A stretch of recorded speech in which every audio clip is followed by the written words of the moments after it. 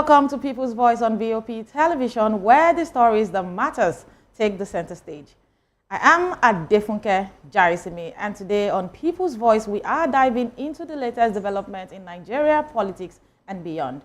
Recently, several developments have taken place that are worth exploring in more detail. So let's start with the appointment of Alhaji Abdullahi Ganduje. Alhaji Abdullahi Ganduje, Umaru Ganduje's appointment as chairman of the board of the Federal Airports Authority of Nigeria, Faan, has sparked interest in the country's aviation sector.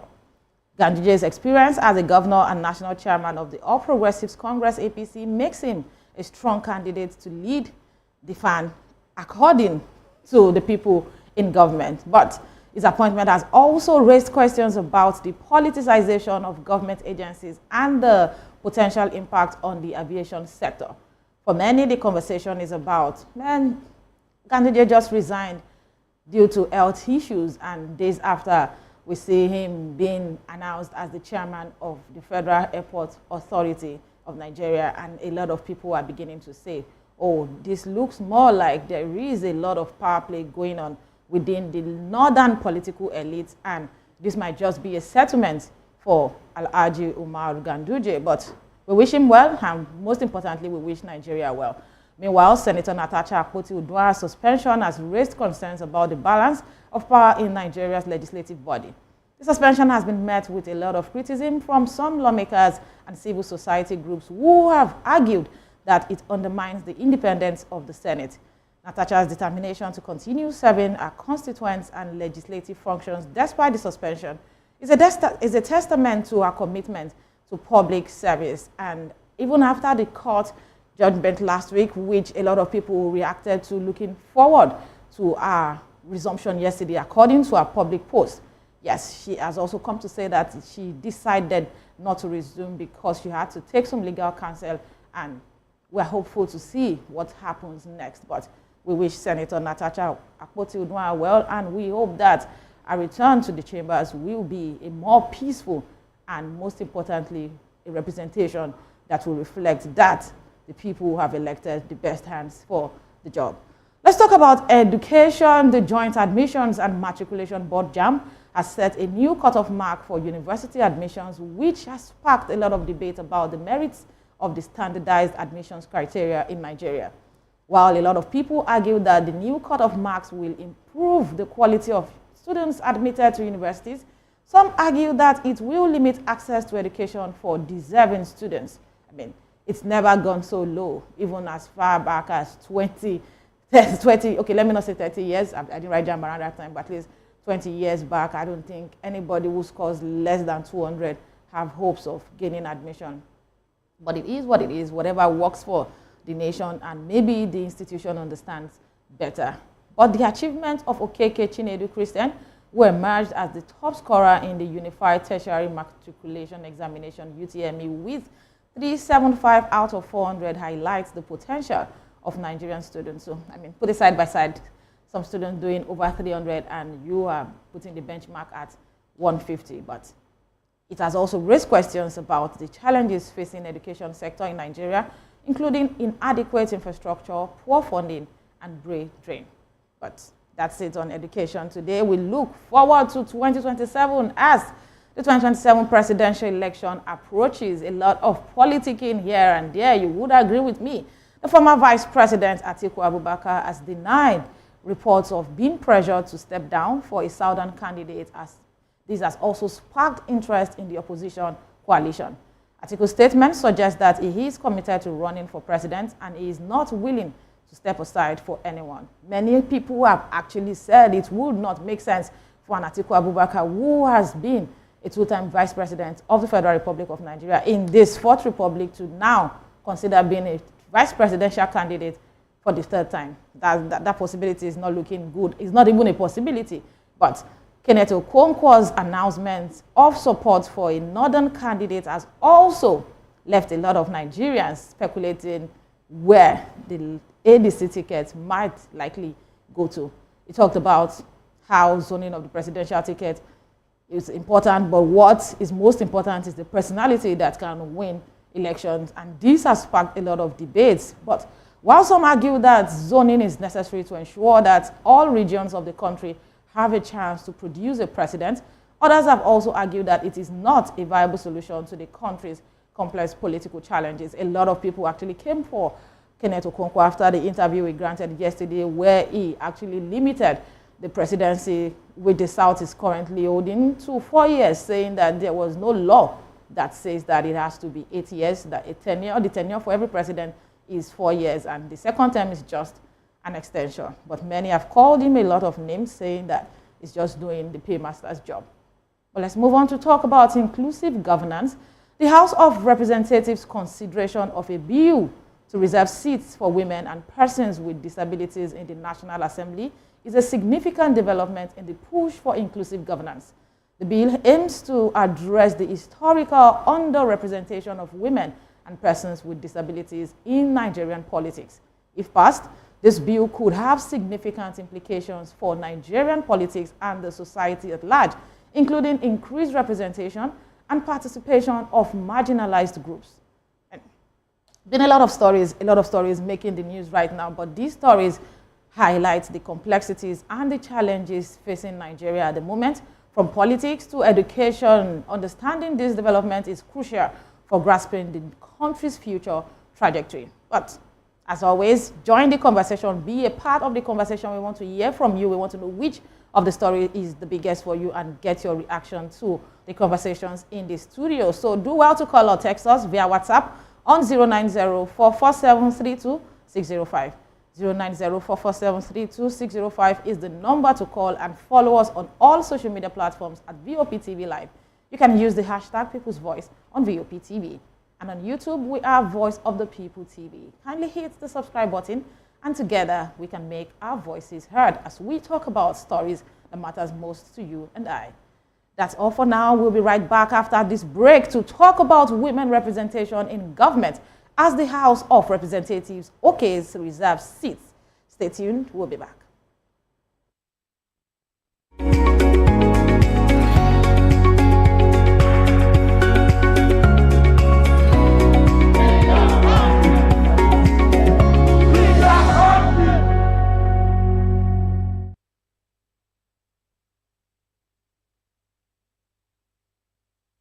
We encourage you to click on the like button and subscribe to our YouTube channel. We are Voice of the People TV. Also follow us on all our social media platforms. We are at VOP TV Live. Visit our website www.vop.ng for fresh and trending news. Also watch us live on SLTV channel 264. VOP TV, Voice of the People Television. Hi, my name is Tosin Mohammed. I'm a gospel artist. Keep watching VOP TV. Almighty Father, you are the mighty Redeemer. We've come to worship at your feet, oh Lord. This is Ayotunde Adejimo, chilling with you on the Voice of the People TV. Don't touch that remote. You are where God wants you to be, listening to the Voice of the People TV. The Bible says we should give thanks in all circumstances, and all circumstances include the good times and the bad, the high times and the low, the times when everything look as if they are going well, and those times when Enugbe, the ground is dry like the sand in the desert. Those times when you feel like giving up, you should give thanks still. My name is Jeff Melu, and I'm a gospel poet, and you should keep watching VOP TV. Don't touch that dial. Yes, sir. Kábíyèsí Olúọ̀run, we were born to give you twale, to give you worship. People of God, you are watching Voice of the People TV, and my name is Flo Rocker. I encourage you to listen to things of the gospel. You know, we live in a very perilous times where there are some things you watch on television, you will lose faith, you will lose God. Keep your eyes on Voice of the People TV and remain blessed. Flo Rocker says so. Kuzoshi. Ever wonder what inspires your favorite gospel artists? Explore and discover the rich heritage of continental gospel music and how this transformative journey has evolved and shaped cultures around the world as we dig deep into archival treasures feel the energy in our praise jam and be part of a transformative experience and unite hearts. Tune in this Sunday, 3 to 4 p.m. on Voice of the People Television, Gospel Fusion. Let's fuse our hearts in praise and joy.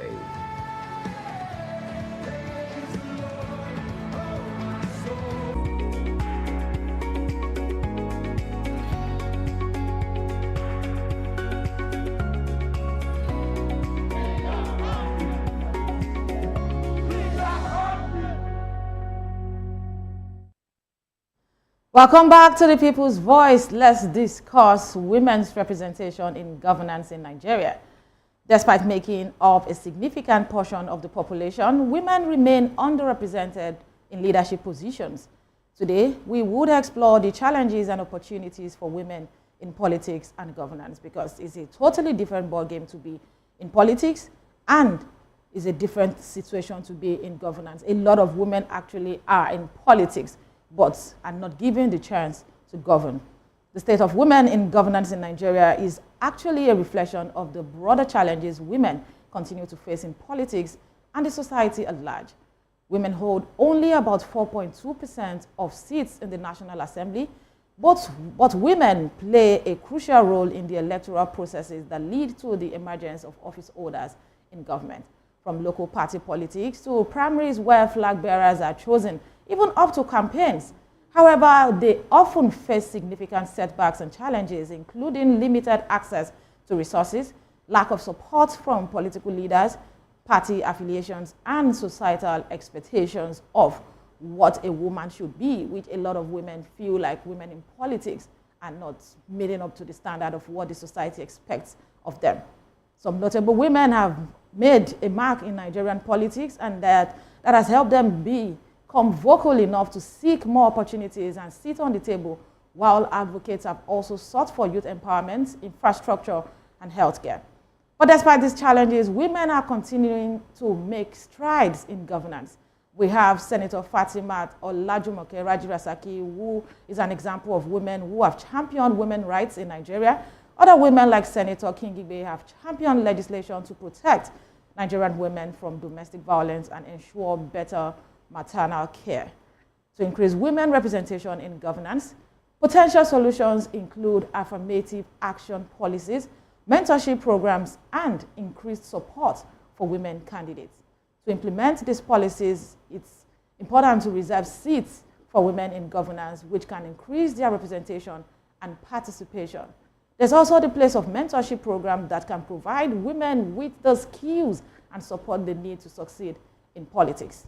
A lot of women, especially women representation in governance, is a critical issue that requires attention and action. And it's important to understand, because understanding the challenges and opportunities will help us work towards creating a more inclusive and representative government, which the Nigerian House of Representatives is proposing a bill to create reserved seats for women and persons with disability in the National Assembly. So here's what you need to know about that bill. There's the talk about reserved seats for women, where 10% of elective seats in the National Assembly will be set aside for women, which translates to 55 seats in the House of Representatives and 27 seats in the Senate. Reserved seats for persons with disability, that's about 5% of seats, will be reserved for persons with disabilities, with candidates nominated by accredited disability advocacy organizations in the country. There is the part of where the proposer aims to address the historical underrepresentation of women in governance, with women occupying less than 1% of the seats at independence and barely moving beyond 3.9% in the House, and currently it's about just 4.2% in the Senate, as at 1999, just 4% in the Senate.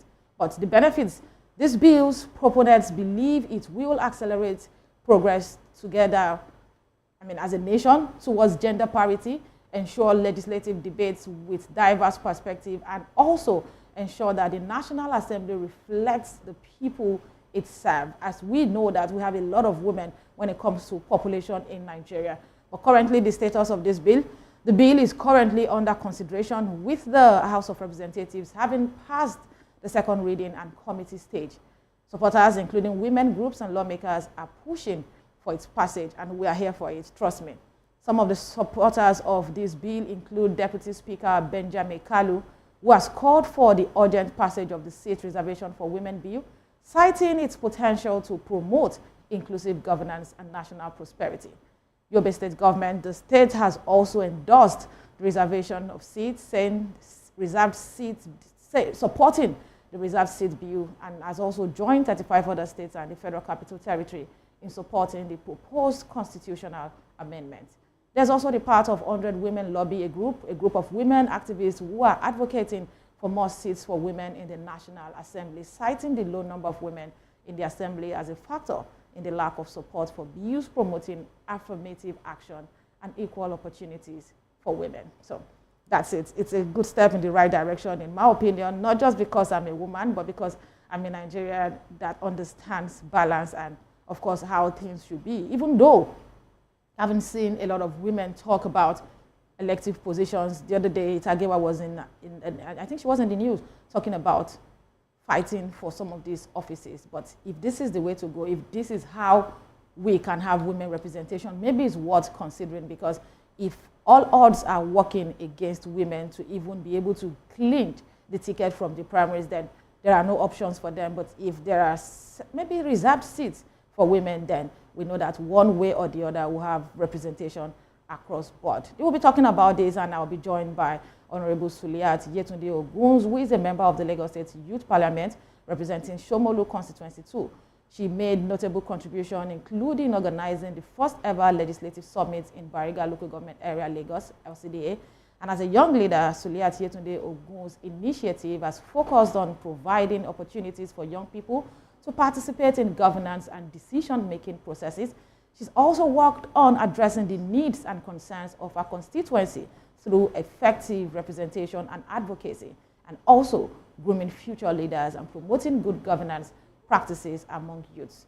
Her work in the Lagos State Youth Parliament demonstrates her dedication to creating positive change and promoting youth participation in governance. And for a conversation like this, it's best to have a woman join us to dissect this issue. But we'll talk more about this after this break. Please stay with us.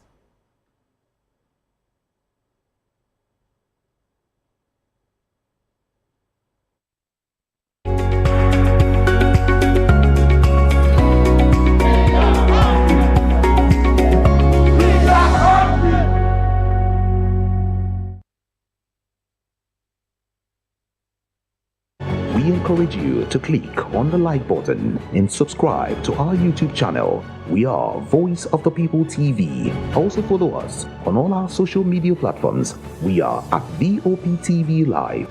Visit our website www.vop.ng for fresh and trending news. Also watch us live on SLTV channel 264. VOPTV, Voice of the People Television. Hi, my name is Tosin.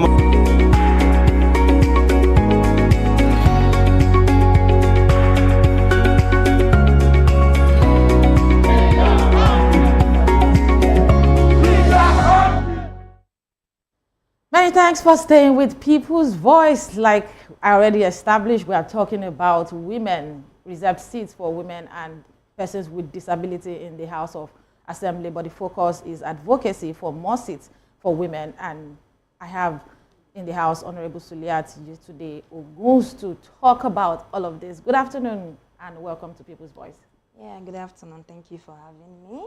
All right, women want a seat at the table. Women want better inclusion. Women want a package that is solely for us. And it's been considered already. I think that's a good one. But let's talk about the dynamics around what we want. Let's start with quota allocation. Can we start? Yeah, sure. All right. How would you ensure, if you are invited to talk about this now, what are the possibilities of ensuring fair distribution of the proposed 10% reserved seats for women in the National Assembly, considering Nigeria's diverse region and interest? And we are just going to get 10%. All right. First of all, thank you for having me on the show. And with respect to the bill, we would say we are not telling or trying to change the entire stereotype We're not telling the male to leave the field, actually. But we just want to be part of the voices that make decisions that concerns us. If we compare the ratio of the population of women in the country, and then in comparison to those that are actually in governance and representing us, we are rotating between 3 to 4% of the entire population of the nation. When we know that the female gender actually have more than 50% of the entire population of Nigeria. Now, why don't we, it's just 10%. We are still 10%. Seeking for just 10% out of the entire representation. In comparison with Rwanda, South Africa, and some other countries, they've gone beyond 50% of female representing them currently, and they started in bits. So I would want to refer this to the fact that this coming local government election in Lagos State, it was mandated that we have a particular percentage of female across representations of both councillorship and chairmanship. Okay. If this is reciprocated across 36 states in the country, then we are getting somewhere. Okay. That is, let's say we have 774 local government areas. We are getting somewhere. They're now going to the legislative arm. In our House of Assembly, Lagos State has 40 constituencies. If we have 10 representatives that are strictly female across 40 constituencies, and if this is also taken across all states in the country, a higher percentage has been gotten. So we are not asking that just waking up tomorrow that we want to change the entire House of Representative members or senators. But we want to know for every state or for every district or constituency that has 3-4 representatives, let's know that a voice of a female is at least covered there. Okay, you've spoken well about having female representation, but you've not talked about ensuring fair distribution of the proposed 10% reserved seat for women across board. Because if we are saying 10%, how do we choose these women? What do we look for in these women? What are the obtainable standards for women? Because if it has to be political and maybe states choosing representation, maybe they say, okay, for House of Representatives, the state has to produce 2 people. We know that the possibility of having the most intellectual is quite slim because it's going to be a game of preference, as we've always seen in the political settings. We've seen situations where people that are quite knowledgeable, vocal, have the expertise, well-educated and grounded, have been asked to please step down because of party's interest. So how do you think that these women can be chosen? All right, so I think the bill is to help those that are already in the space get a bigger voice. Many times we see that females are being shoved back just because of the male counterparts. But now if a bill is there to serve as a support system for them, they know that they already have a legal binding. As a female, I can contest with the fact that I know I have the criteria, I have the credibility. It's not just going to be about me. In politics today, we've turned our females to the singers, the ones that do the women leaders. Exactly. And apart from that, they don't see them going beyond those particular portfolios. But if there is a set bill to it now, they know that as a female, a young female, being in the space, serving a particular party, having value, then I have bigger potentials. It doesn't just have to end as being a woman leader. It doesn't just have to end at being a party singer. So that's what we are selling out. And in this field, I think many of our female, like they say, what a man can do, a woman can do better. They would always, to come to competition, they would always want to do better and be ready to get to that position so that no excuses will be used against them. Exactly, because we've seen they get to those positions. We've seen situations where a woman was supposed to be speaker, and before we say Jack Robinson, there were a lot of allegations, and she was thrown out. That's what I'm emphasizing on eligibility criteria, because it's important to look into the qualifications and experiences that would be required of women vying for these reserved seats. But how would you ensure they are representatives of diverse background and perspective, capturing the entire essence of what women represent?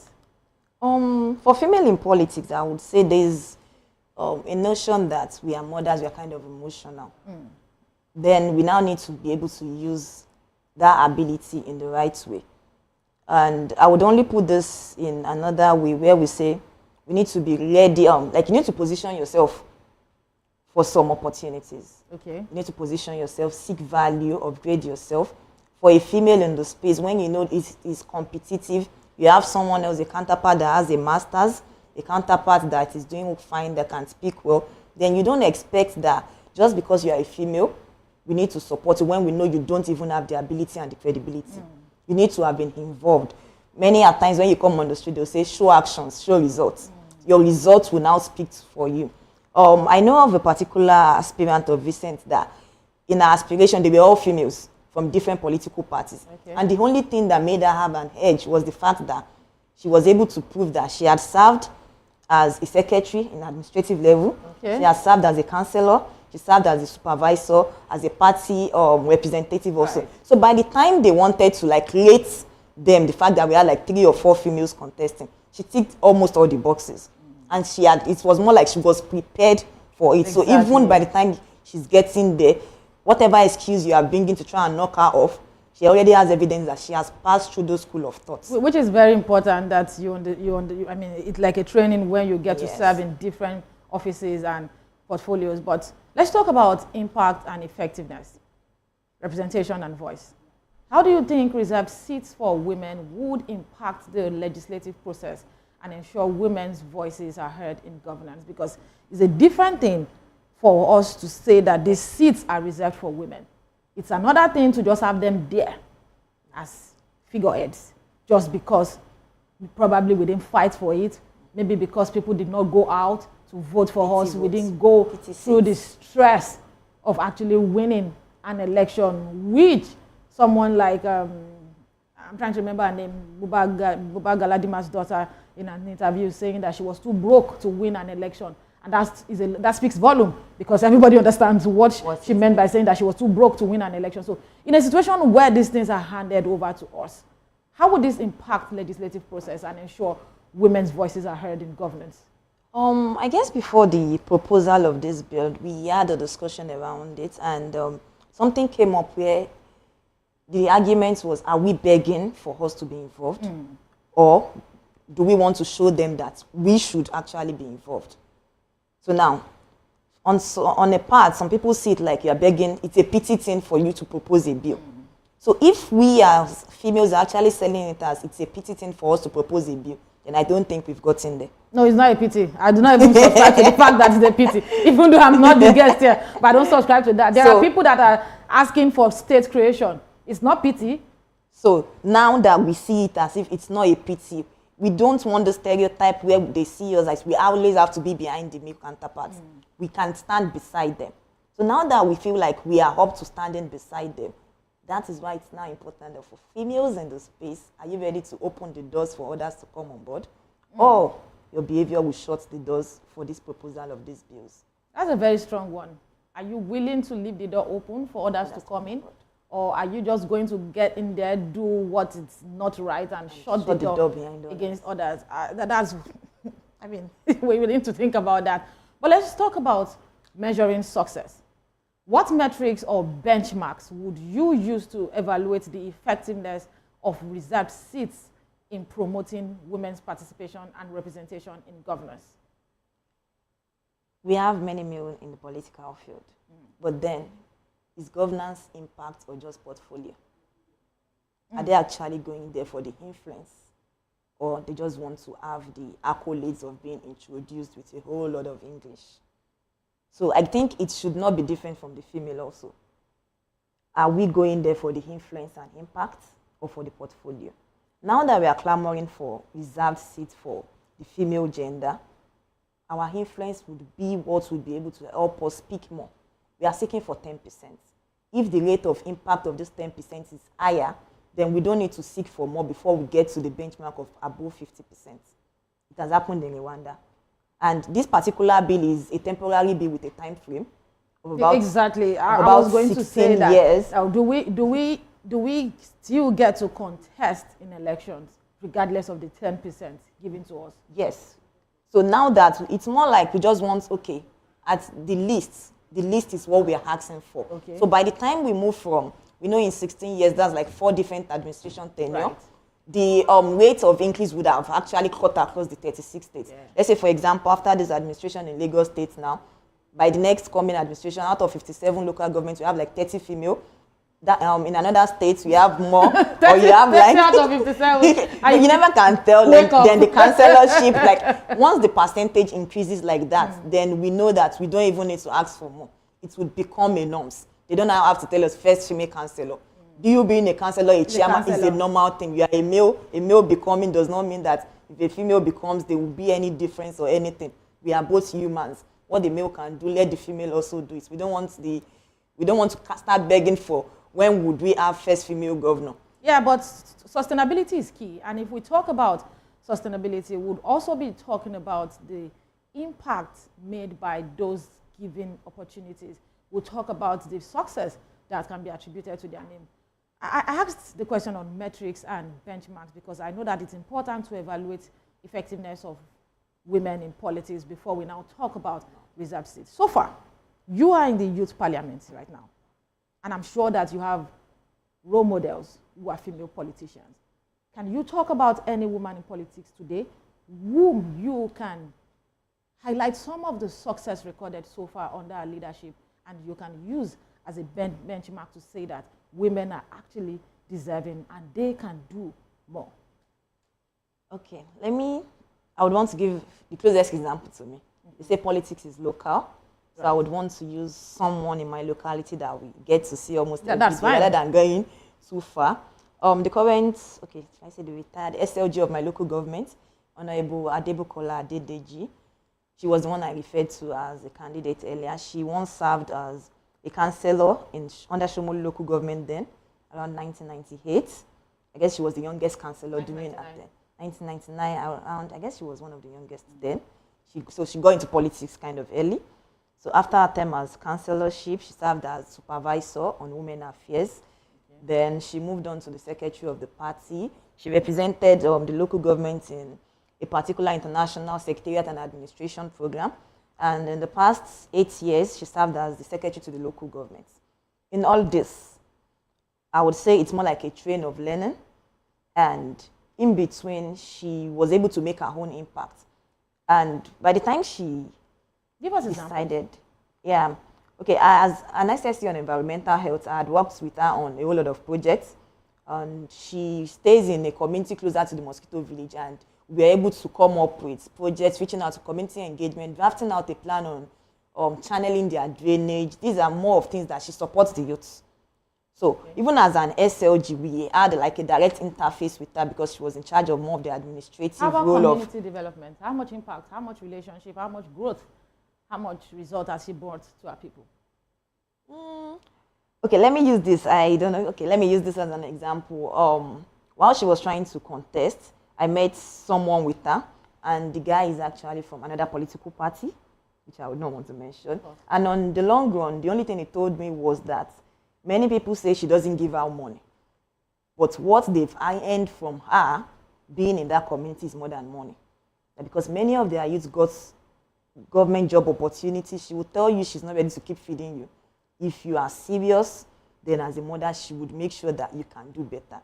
So now that she vied for a particular position, so many of them makes sure she brings opportunities. Yes, many of them didn't see the political party she was coming from.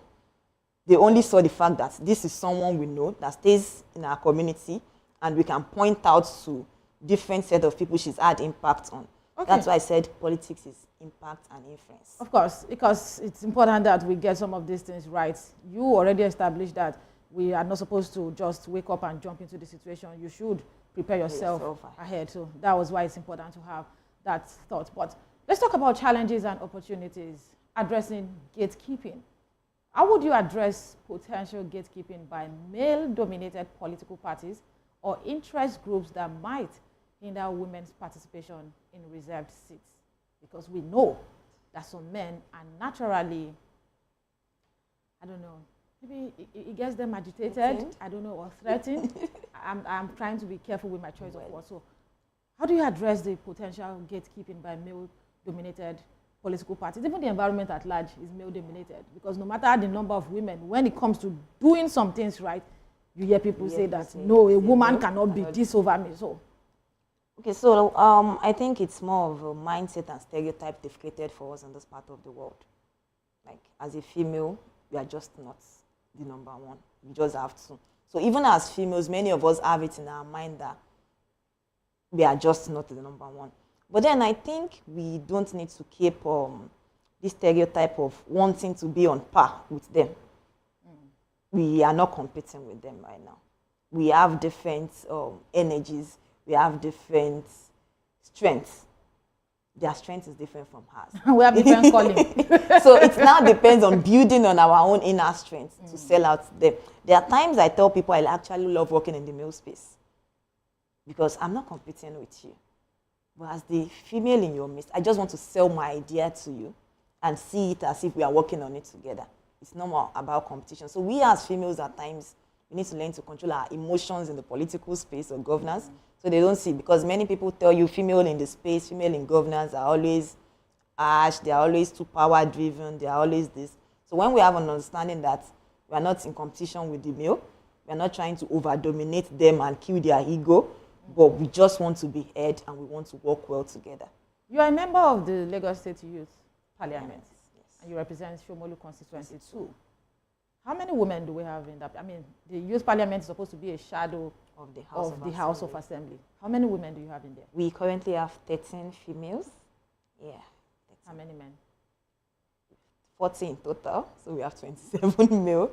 But currently 27 male, 13 female. Yeah, but the Speaker of the House is the youngest and the first female speaker. Oh, you have a female speaker in the Youth Parliament? Yes. So it feels like you are prepared for the future? Kind of. We're working towards it. Okay. Because I want us to talk about capacity building now. What initiatives would you propose to build the capacity and confidence of women elected to these reserved seats, ensuring that they can effectively contribute to legislative process? Do you get the question? Yeah, sure. Okay, so like I mentioned earlier, I said it's a growing process. You don't just wake up in the morning and feel like it's your right or birthright to be there. So of recent, I participated in a Women's Innovation Lab organized by Yaga Africa and WILAN. Oh, you were a part of that? Yeah. So tell us about it. So it's more like they are trying to build female in governance, impact, and politics. Now, we don't just want to keep doing the talk. Let's take actions. You guys have interest in this. How do we give ourselves the orientation that when you get there as a female, you don't close the door behind others? When you get there as a female, what are the things you need to know? How do we are fine, we are pushing for reserve bill, but are we ready to make sure that we increase the number of females in politics? We say women supporting women. It's actually sweet on the tongue, but do we really support ourselves when we get to that stage? Do we push ourselves? So after the boot camp, I have gotten back to my own local government. I now have a group of selected females across wards. We are trying to build like Did anybody come from my local government? Because nobody has called. Where's your local government? And nobody has called me. Am I not fit? Maybe soon you get the call. Please go ahead. So I now have like, still working on, I guess I have like 20 something of them now. Not the political circle. I'm not focusing on a particular political circle. I just want more of female that have the ideology of making impact, trying to do little things in their own community. So how do you select these women? How do you see them? So for some, I did like recommendation. I reached out to some people and I was like, okay, do you have like 2 females in your ward that you know they are not partisan in any political party, but you can vouch for them that they are people that have the mindset to make impact in their community. So I feel like once we have that mindset of impact and influence, above politics. So by the time you even want to get into politics, you already defined what you are going there for.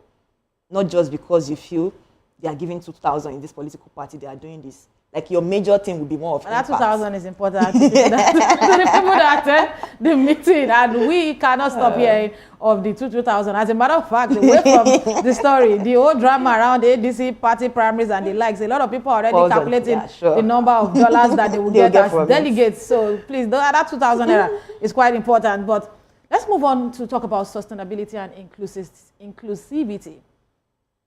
How would you ensure that reserved seats for women also consider the representation and interest of women with or from diverse backgrounds? You've established that you look for women who don't have political sentiments, but one way or the other, we all have our bias. Yeah. Such women, like women with disabilities and those from marginalized communities. So what will you ensure to reserve seats for people like that? So in the proposal of the reserved bill, in the recommendation, the new recommendations for the Constitution, there is a section that also gives percentage to people with disabilities. That they will be paying attention to particular percentage of representatives with people with disabilities. So I would now want to go so back whether to they are women or female, women whether or they are female, male or female, people with disability disabilities have are their also own, being considered. oh, okay. Another bill for people with disabilities. So they don't have to join the 10%. They don't have to join the 10%. Okay, perfect. So I think that's more like we're trying to cut across the entire country without leaving anyone behind. And I would also want to point out that at the particular boot camp I mentioned, we had like the deputy woman leader of the blind in Lagos State. Like I had a conversation with her, and disability in disability. She's actually blind? Yes. Okay. She's blind, and she told me she can actually navigate almost her way around Lagos. Wow. Without anyone's help. And even when you converse with her, she has the knowledge. So now when you have conversation with someone like that, you know you are not seeing a disability. Yeah. You are seeing what she actually has. So having someone like that as a representative wouldn't be more like a pity that they're just bringing her on board. She's actually deserving. Yeah, so we need to also consider that as much as we want it to cut across everybody, we need to also look for ability in those that would represent us. So how about sustainability, long-term sustainability? What strategies would you employ to ensure that reserved seats for women are not just a temporary solution, but lead to a sustainable long-term changes in women's representation and participation in government? You've talked about women walking through the door and ensuring that the doors are open, but how? Because women are funny. Sure, yeah. So are we going to create a different political party or an association for women that want to be in that reserved seat? Or okay, now, or if a woman is not doing right, we'll now call them back and say that we don't want this one. In terms of sustainability, I think we all now need to work on creating a chain of people that put influence, impact above any other thing. Like I said we have different strengths. As females, they see our emotions, they feel like we have the motherly instincts. But then, how do we apply it when we get into governance and politics?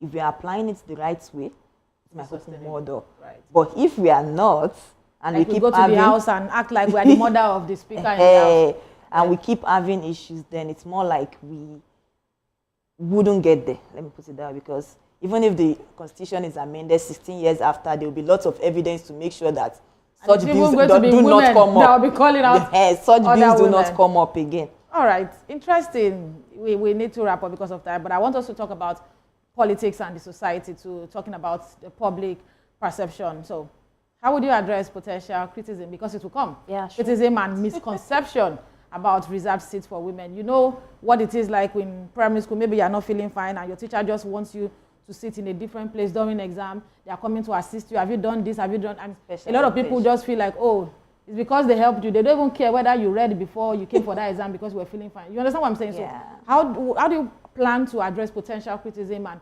misconception about these seats for women? And what message would you also give to the public so that we can support this initiative? When I say we I mean women like us too, because it's not every woman that supports this. Sure.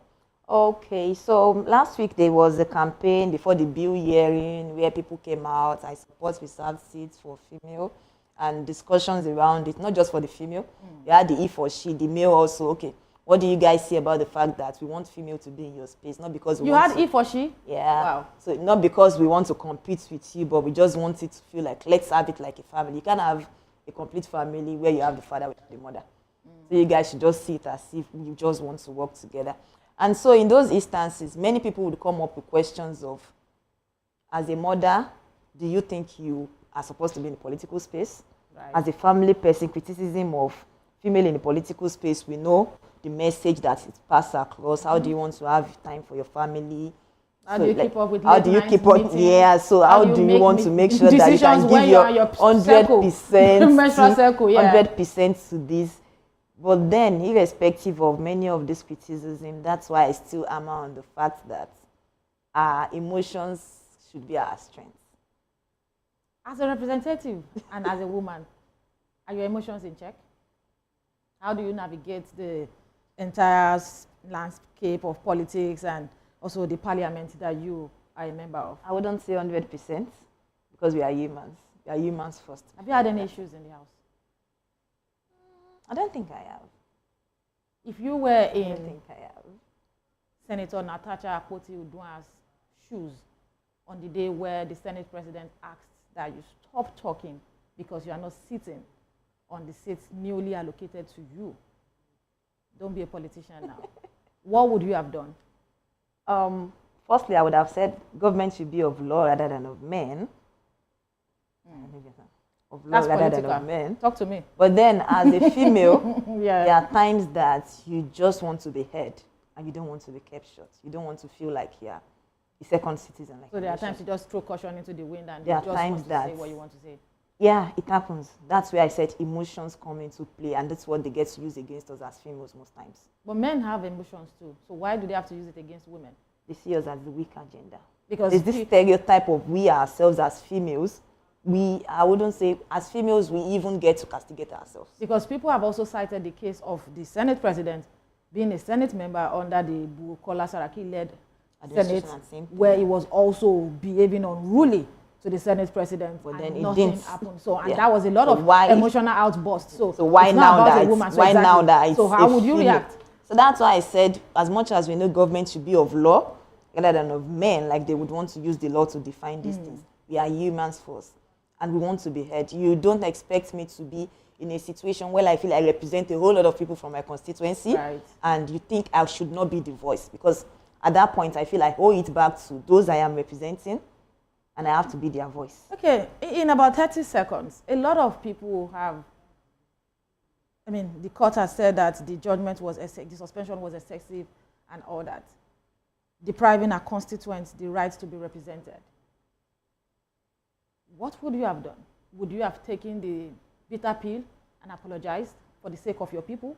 Or would you have stood firm and said, whatever this takes us, I would go and I will be back to deal with you? I guess she has a case, and she's a strong one. Because currently, the last news I read about her, she's still continuing with her constituency projects. That's her having it in mind that she represents a particular set of people. But she doesn't give a voice to them where it matters. Yes, now that's where it comes on board. It now falls back on the fact that those she represents, are they ready to stand behind her to fight this? So while fighting, what role do you think that men and other stakeholders should play in supporting women and promoting women participation in governance more broadly, finally? Should I say the he for she, like we called them? Okay. But then it still falls back on if they don't see us as threats.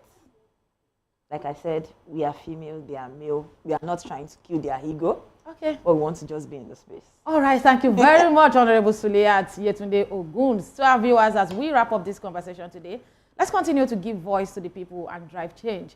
We must prioritize inclusive governance, ensuring that women and persons with disability have a seat at the table to promote representation, empower marginalized groups, and foster inclusive decision-making. My name is Adefunke Jaiseme, and I believe strongly in this project, Nigeria. Nigeria will be great again. Good afternoon.